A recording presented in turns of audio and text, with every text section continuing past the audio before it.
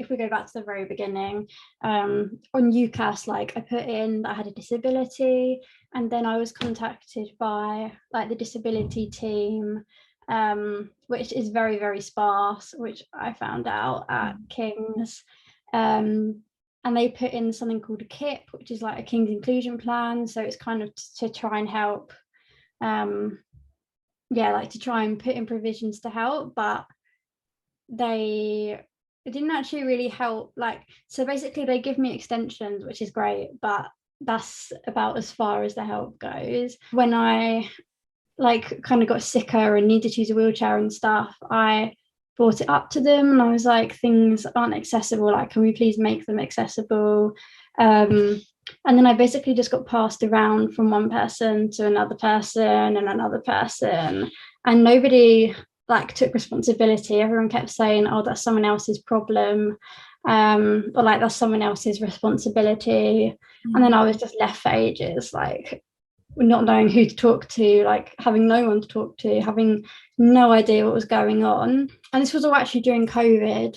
So a lot of them said, like, because of COVID, you're not coming onto campus, so it's not an issue at the moment. And I was like, well, it's going to be an issue when I do come back onto campus.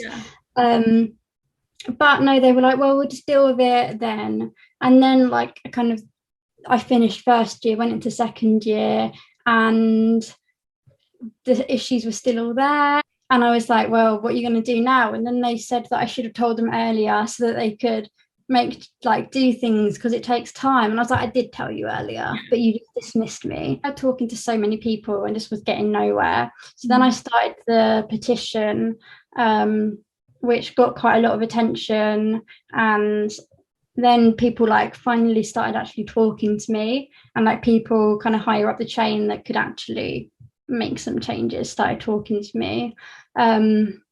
But still they were like, oh, it's a listed building, like we can't make changes. And yeah, they just kept coming up with excuses basically. So it was another like 6 months at least before they even like put in an application to make like for listed building consent. And I was like, if it's really that big of an issue, like why didn't you do this when we first started talking?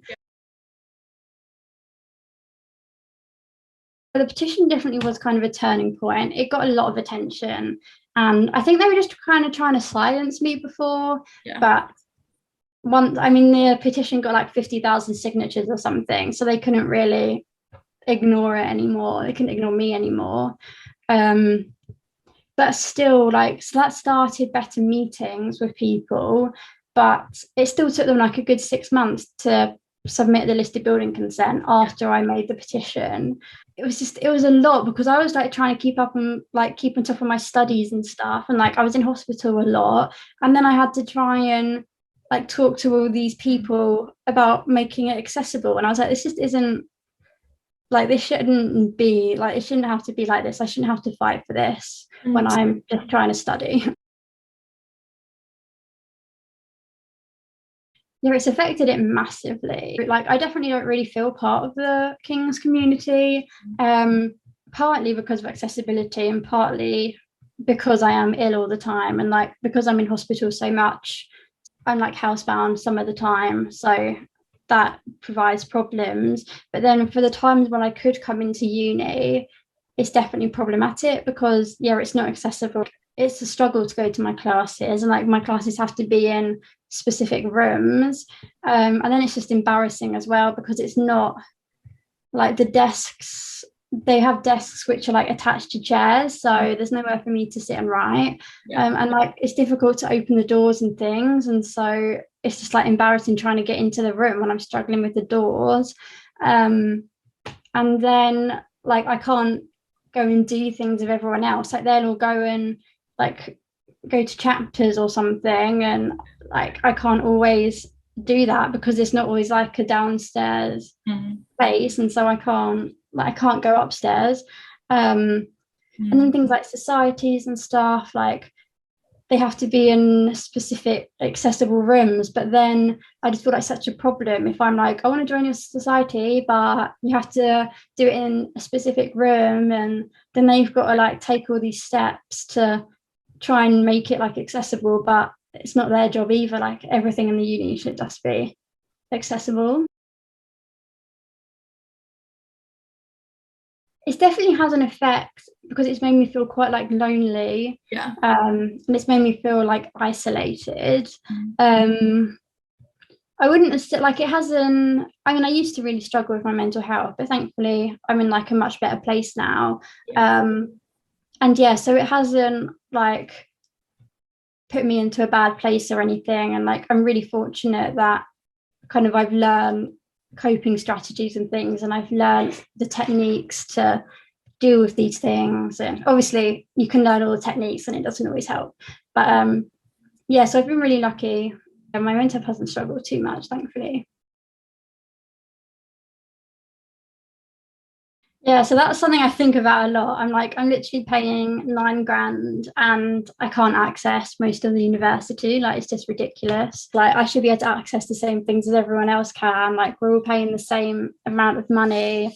I actually kind of brought this up briefly, like when I had a meeting with leadership, and I was like, well, I think I should get like compensation for all you like put me through, and you should like pay for at least a year of my studies or something, because it's ridiculous. But yeah, they weren't too keen on that idea. That's the other thing that frustrates me. Like, they have all these excuses, and it's not like they have the means to make things accessible. They just don't want to. Like, they have the money to do it. They can get like people from disability campaigns whose it's their actual job to kind of help with accessibility, but instead they just kind of put everything on me, and then like make me feel like I'm burdening them and make me pay £9,000 to not be able to access classes. Yeah. Definitely not going far enough. So I am really glad that something's happening. And like I kind of said on the BBC interview, like I am really pleased that at least something is going ahead. I mean, that is a big step forward compared to where we were a year ago, but it's definitely nowhere near enough. And like, even from the start of like my campaign, if you want to call it, I've been saying it's not just like my department that needs to be accessible, like it's the whole university. And I was like, I'm not the only disabled student, I can't have been the only disabled student, and like I'm not going to be the last one. So I was like, yeah, you just need to make the whole uni accessible. It's not, and I understand that will take time, and I'm not expecting it to be like a quick thing, but they need to at least start doing these steps, you know, and actually listen to other disabled people. I keep saying, like, when we have meetings, I'm like, you need to get other disabled people in here, because like I can't speak for everyone.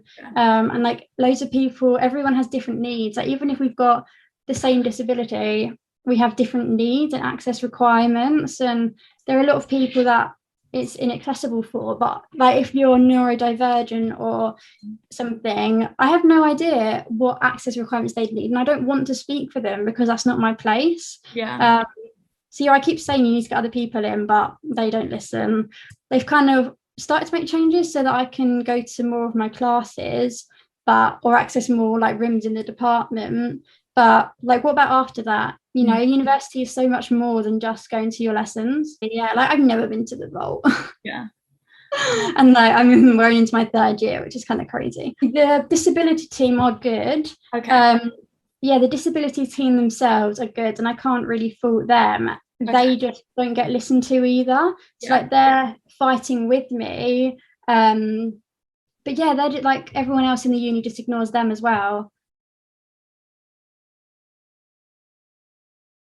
It's kind of complicated, but it really is like one size does not fit all. Statistically, we are massively in the minority. People with disabilities was 9%. Okay.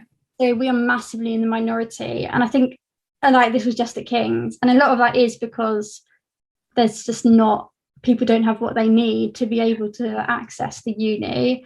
Like, they can't tailor it to every single person, but they can ask people what they actually need and like do their best to support them. And because a lot of things, it was like, it's going to be quite simple what people need. So yeah, they do just need to take a bigger interest. I think they just say like, we care about disabled people, and then like they'll do like one thing, or they'll like send an email out and be like, you need to be inclusive, and then they'll be like, job done. But yeah, it's just they need to do more, basically. I think just so I started a Disabled Students Society, so hopefully that's going to like give people the space, like give disabled people the space they need to kind of build that community, and like hopefully just talk to other disabled people and know that they're not alone. So yeah, just if there is like anyone listening or watching or reading or whatever, who like identifies with what I've been saying, then yeah, like we'd love to have you come along to the society.